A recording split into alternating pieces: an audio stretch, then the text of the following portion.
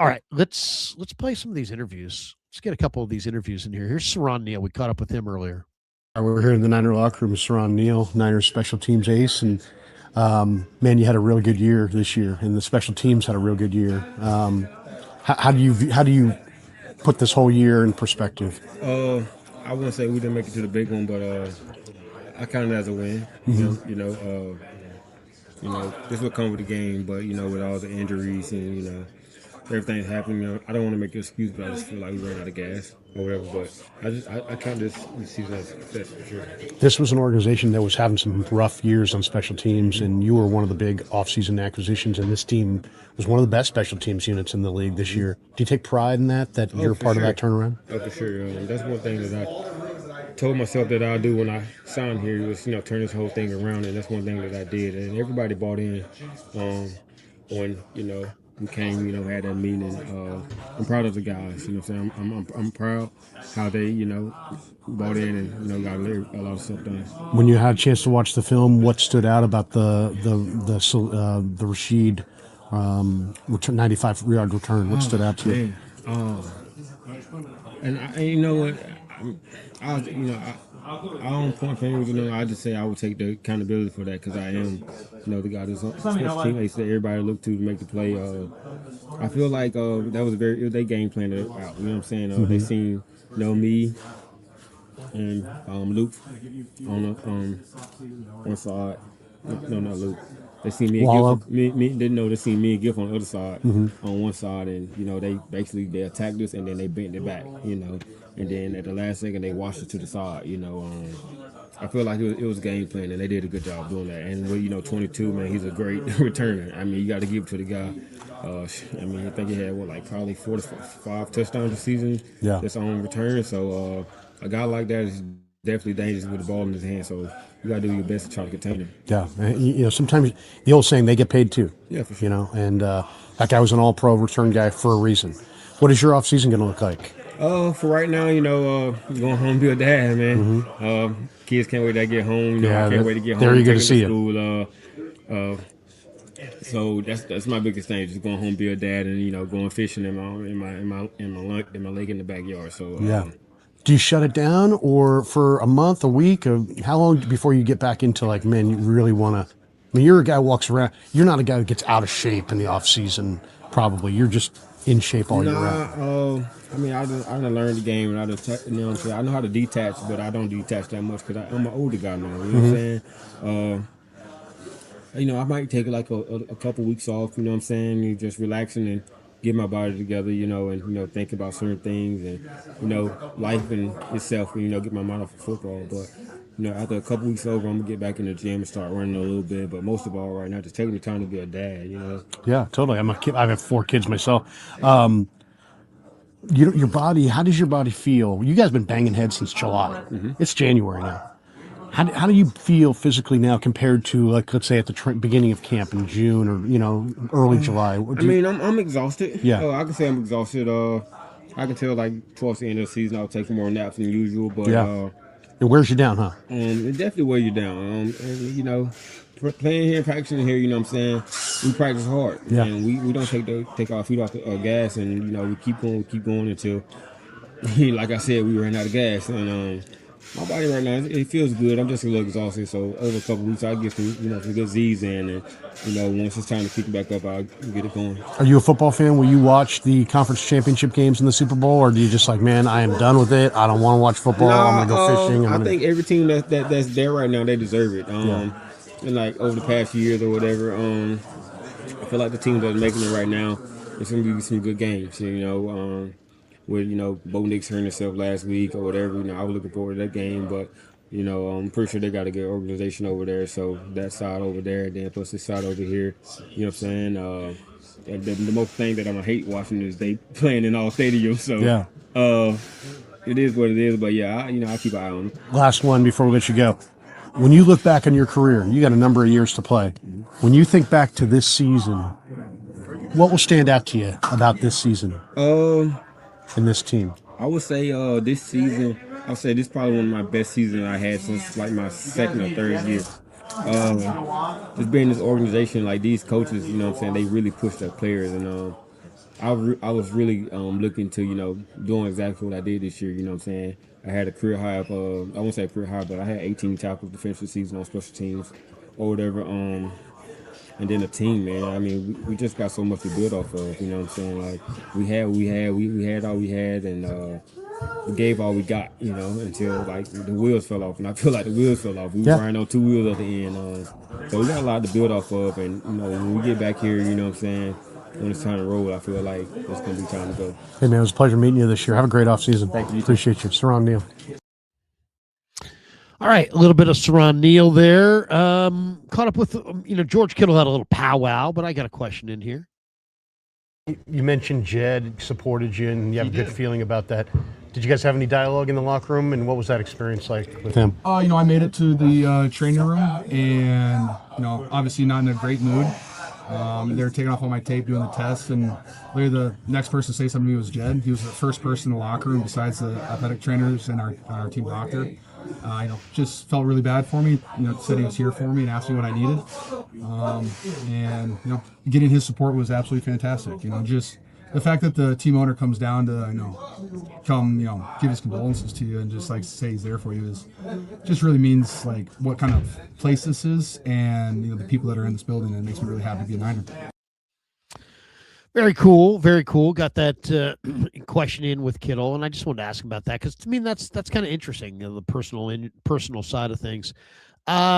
Here we caught up with who else did we catch up with? We caught up with Colton McKivitz. Here's a little Colton McKivitz. All right, we're here in the Niner locker room with Colton McKivitz, a city guy through and through. Totally. So your off-season home, you were running up hills in Vallejo Street, scaring the good citizens of San Francisco. There's more of that coming, huh? Sure is. Vallejo, Kearney, take about a week off, and then, maybe won't be running those hills right away, but, kind of get back into it and stay here. Man, I'm shocked, dude. That shocks me. The bearded guy from West Virginia, where was your home before you moved to let's say, Russian Hill? Yeah, so Jacobsburg, Ohio. It's technically not our hometown. We have to claim it just because it has a post office, so pretty small town America. We ran hills there, but obviously these are concrete ones, and we ran them in Law School Hill in West Virginia. But definitely different vibes than here, but still the same. What do you think? I mean, what made you live in the city? Is it a relationship or just a contract? You want to be here, close to the facility? What's? Because I mean, it's not cost. That's for sure. It's definitely not cost. Trust me, I looked at homes, and it's definitely not that. Yeah. No, it's just the.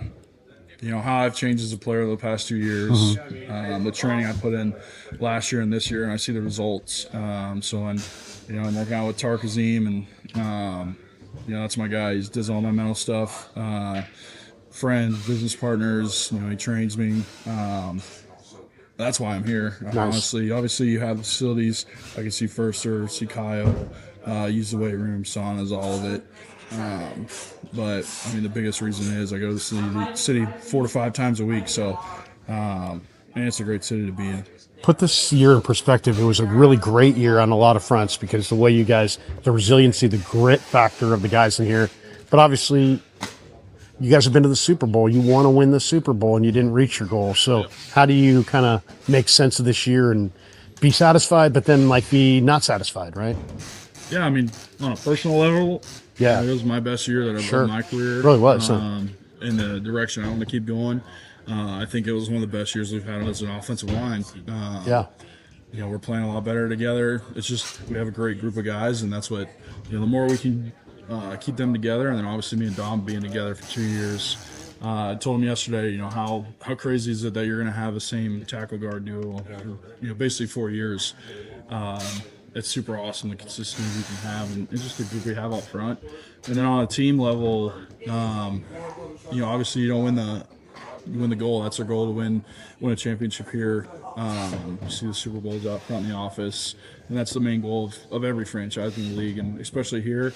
But for a team that was counted out, told we weren't going to win anything, just shows that it wasn't a rebuilding year. And I think that's what, when you have Brock at quarterback and the weapons we do have, and Kyle as coach, it's never going to be a rebuilding year. So For us, we stay healthy. You never know, but I think this team can take a lot from it. That the resiliency factor. Obviously, it's going to be a new team next year, but if you can build on this, young guys, bring in another group of guys who are hungry and can make the impact plays that they did, you got a great shot as always. Seattle was really tough. You guys obviously faced them 2 times in the last 3 games.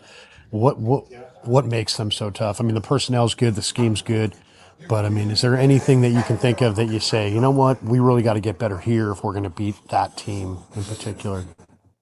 I don't think it's.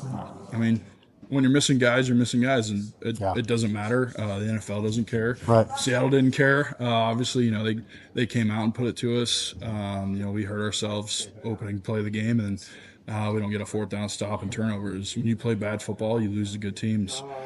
So I wouldn't say it's necessarily we have to get better at positions to beat anyone. We've shown that we can beat anybody any day. We beat them week 1 there with guys. So.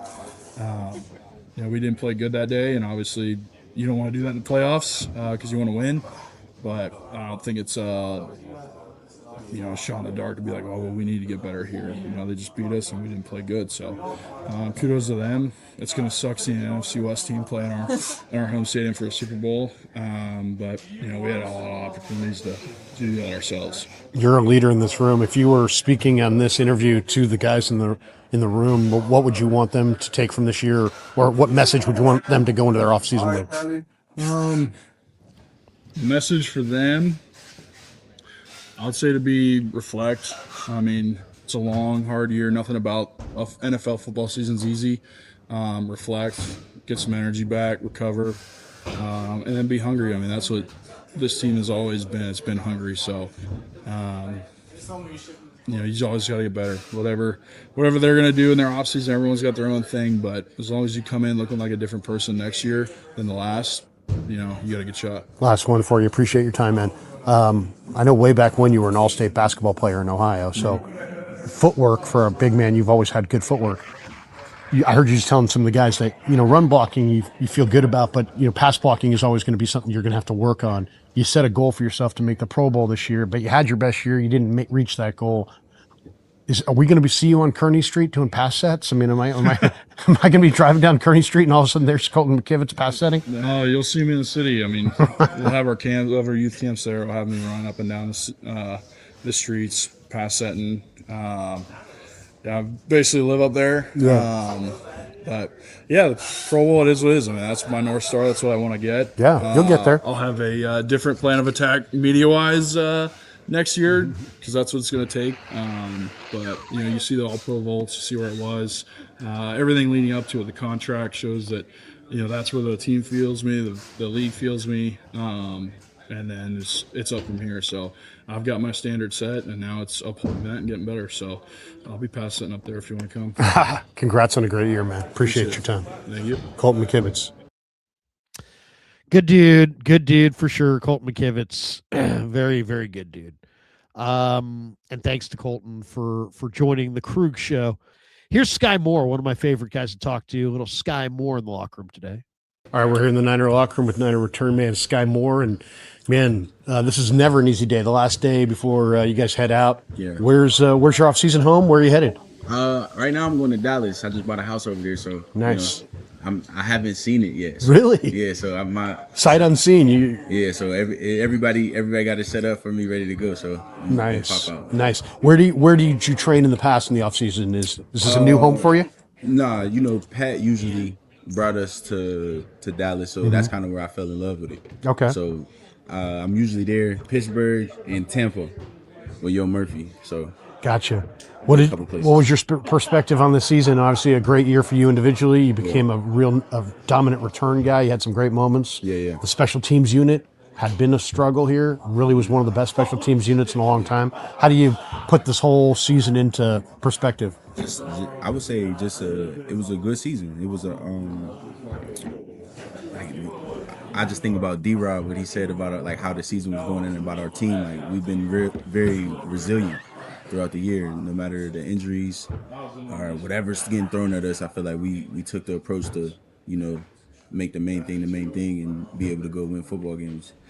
I would say this was one of my favorite teams to be a part of. Was it? Yeah, just with all the like curveballs that I was throwing this year, I was able to just settle in and appreciate my teammates, appreciate my coaches, and have fun this year. Honestly, I was talking to Thomas Morstead a couple weeks ago, and I said, "Man, I'm impressed by Sky. He just takes it upfield. There's no fear there." Yeah. And he's like, "Man, I've been playing in this league a long time, and I haven't seen too many guys who take it upfield the way he did this year." So that's a testament to your courage, a testament to your approach.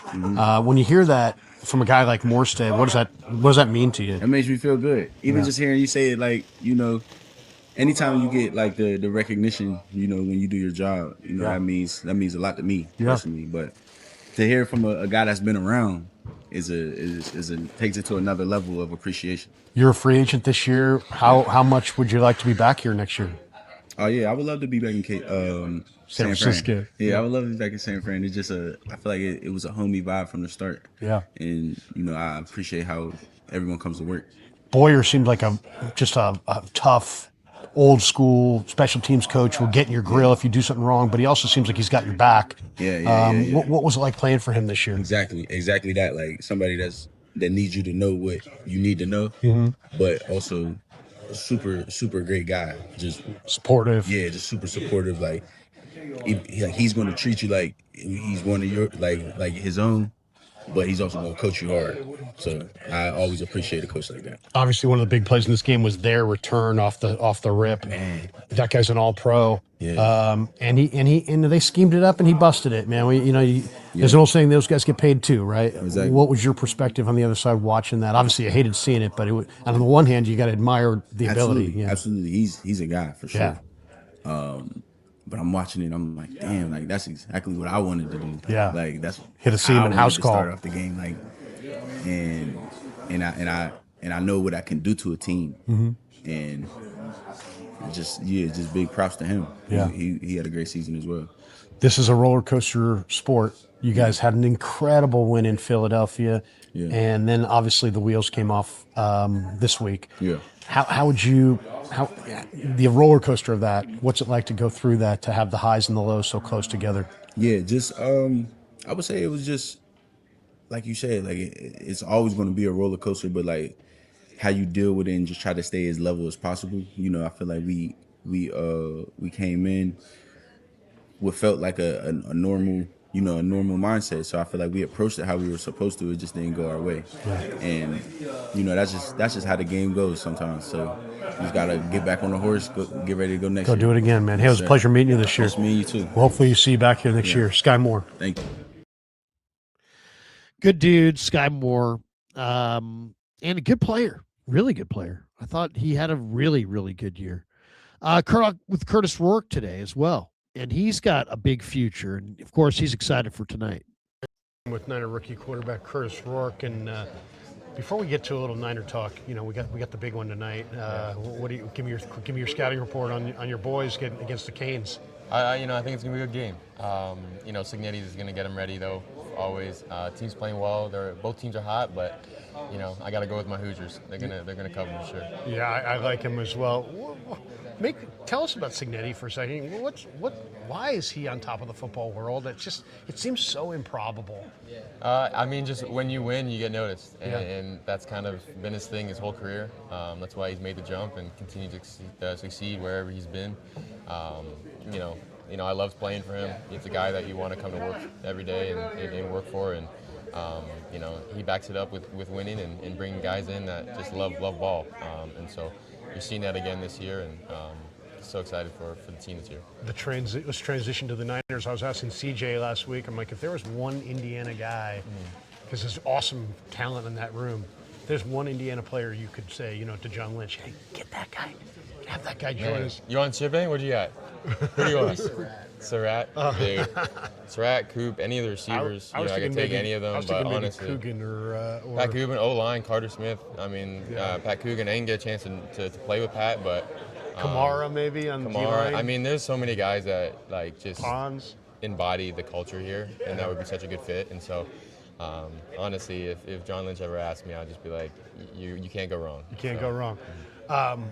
Give me your perspective on your rookie year. You had that 3-week window. What was that 3-week window practicing with the guys like? What did you get out of it? Yeah, it was awesome.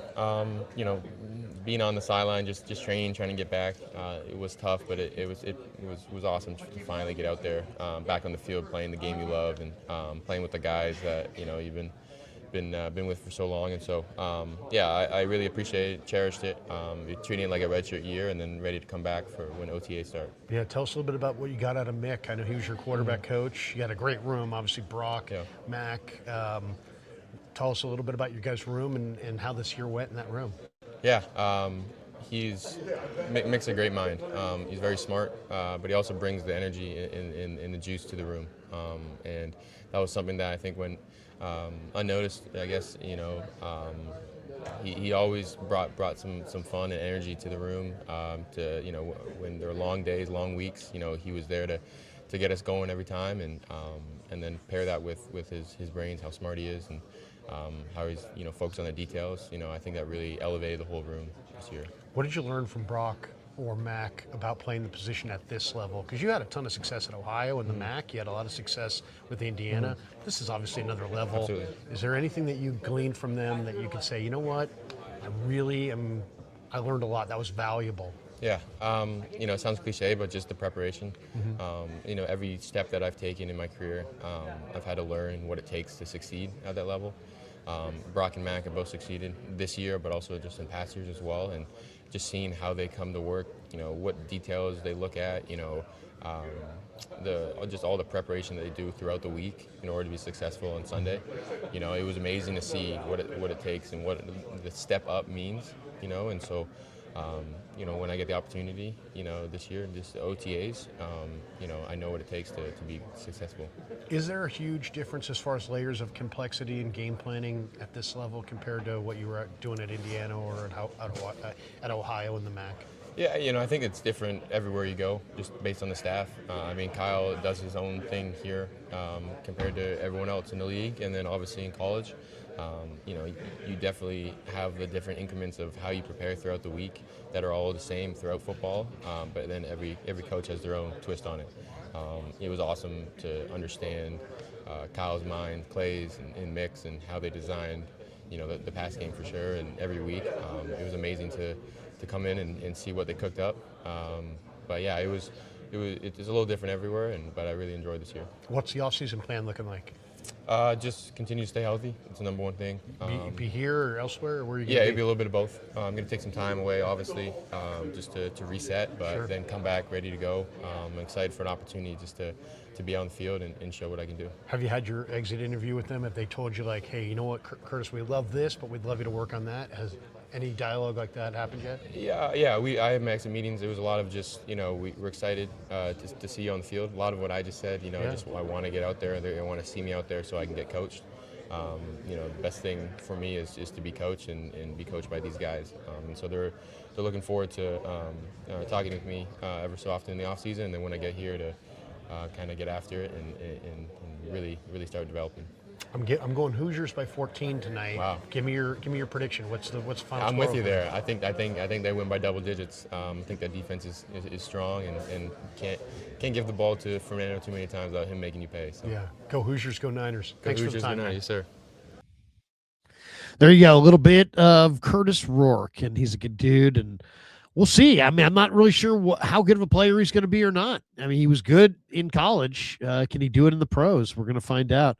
We got this super as well from the Cali kid who says, love football. All right. Appreciate that. Definitely appreciate that. Let's see. We have one more. We have Jordan Elliott. If we can get Jordan Elliott right. We're here in the Niner locker room with Jordan Elliott, and obviously this thing didn't end the way you guys wanted it to end. Give me your perspective on that last game. They just came ready to play. We didn't. It's nothing. I don't know. You know what I mean? It was a good game for them. They dominated us in every phase. So, props to them. Yeah. How did you feel like you played this year? It seemed like you had maybe one of your better years. Yeah, definitely. You know what I mean? Definitely was a better season for me. I hope I continue to get better as the years go on. Yeah, I think you're a free agent this year. Yep. Have you had any dialogue about coming back here? How would you like to come back here? Oh, I definitely would. We'll see where the marbles fall though. So Yeah. all the travel, being on the road, do you think this team, I mean, the injuries, do you think more than anything, you guys just kind of, wore down and it seemed like they had a lot more energy in that game? Right, yeah, they was the #1 seed, so they had that bye week. They definitely looked like a fresher team. As you just said, we had so many injuries just throughout the year, so yeah. What was the flight like back? Quiet flight or guys I mean, talking, or what was the mood in that, I flight? I would say it wasn't as somber as you would think it would be, right? We got spanked from the beginning, so it wasn't like a game where it's 24-23 or something. You know what I mean? Right, like, right. That's a lot What tougher. if, the what if exactly, game. Exactly. So, yeah, I think guys coming back, they just were optimistic about next season and getting guys healthy again. You know what I mean? And just the draft and everything, right? Just getting a new breath of fresh air. You know what I mean? Yeah. So, How did Chris help you grow your game this year, or did he? nah, he did, definitely. Chris the best coach in the league, you know what I mean? Just from the D-line standpoint, just getting guys to believe in the system and the attack and just, taking your game to the next level, you know what I mean? Yeah. Like I said, I'd love to come back another year, but we'll see what the marbles for. Yeah. The highs and lows of this league, man. I mean, what was it like winning in Philly and then, compared to the finality of this last game? Yeah, I mean, the playoffs, it's a different amount of energy, right? Yeah, just emotion. And it's like you just said, the finality of it, like, it felt great to send somebody else home. It don't feel good to go home, right? So, yeah, it was tough. It's still tough. It's still something, but it's something you can carry with you in the offseason, right? That's kind of what Kyle was saying in a team meeting, like, carry that feeling of, that I just lost this asshole. Carry that feeling with you when you train and when you're doing the things that gonna help you next season, right? So motivation. Exactly. Yeah. Hey, your locker is pretty much next door to AC over here, and you got CJ a couple lockers down. Yep. You were a key guy, I'm sure, this year in helping those guys develop, and they really did develop. They got better and better and better as the year goes on. Tell me a little bit about what you see in those two guys who play similar position to you, and you saw them in camp, and then you saw their progression. It's man, everything that they've done this year is big. You know what I mean? It's like you said, the progression that they've had is crazy. You know what I'm saying? And really, CJ and AC, right? But I'm really proud of CJ. You know what I mean? Just the way that he's been playing, like, at a very high level. And even with Alfred, like, with AC, it's just he had a late start. You know what I mean? That's all it was. Had the injury early. Yeah, but he came on, so I'm proud of both of them guys. Like, they're my brothers. Like, they look at me like they're big brothers. So yeah, they look up to you. What do you notice about CJ's improvement? Because to me, it seems like he always stays square. He's really strong against the run. Yeah. But he also has a little bit of that twitch to get to the quarterback. But it seems like he's very disciplined and like he doesn't get turned. Keeps that shoulder square. But you play this position, so what do you see? What stands out about his game? So we call it loyal. Loyal. Live on your attack line, right? And that's what CJ has been doing. Like, if you notice, when his first step is landing where his down hand is, every time he's gonna have a good snap. Like, he hasn't had a bad snap when he does that. You know what I mean? So it's just trusting the technique that Chris teaches us. You know what I mean? And that's all it is. It ain't nothing he's gifted, like you said, with everything physically. It's just trusting and believing. You know what I mean? And he has trusted and believed. You can see it with the results on the field. You know what I mean? Yeah. Last one for you. Appreciate your time, man. There's a sign on the wall over here that says no excuses. And so you're not going to offer me any, and nobody else in here does. Right. But you guys lost Bosa early. And just from a defensive lineman's perspective, how did teams go about blocking you guys when you had him versus after he left? Well, yeah, when you have a premier player like Bosa, what's that like? You have to. Every team's going to have to game plan for him, right? Run and pass. I think people kind of overlook that, right? Like, they just think about pass or they're going to chip him. But in the run game as well, you know what I mean? So, and Bosa was very elite at, like, setting the edge and doing the things that, a DN, it feeds the rest of the defense. You know what I mean? When you set that's fundamental football, right? When you set the edge, the rest of the defense is going to eat. So, yeah, I think that's the thing. Like, teams started attacking our edges a lot more when Bosa got injured. You know what I mean? Yeah. And it just caused things to stretch out a lot more than what they should.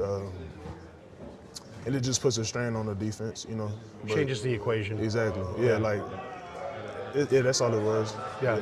Hey, are you here in the off season? Do you train? Where's home for you? I train in Atlanta, Georgia. Atlanta. Yeah. So my daughter lives there. It's a great city, and yes. you be there all off season. And is there? Do you have guys you work out with, or a center that you, or just at so home? when I work out with guys, I'll travel to them. You know what I mean? Whoever it is, Malik Collins, whoever it is, I'll train with just different guys throughout the off season. But my home base is Atlanta. Nice. Hey man, it was a pleasure meeting you. Thank you. Have a great off season. Hopefully we'll see you back here Yes, in sir. 26. Appreciate you. Jordan Elliott. All right, good talking to Jordan Elliott, and a hell of a guy. Really, a really good guy.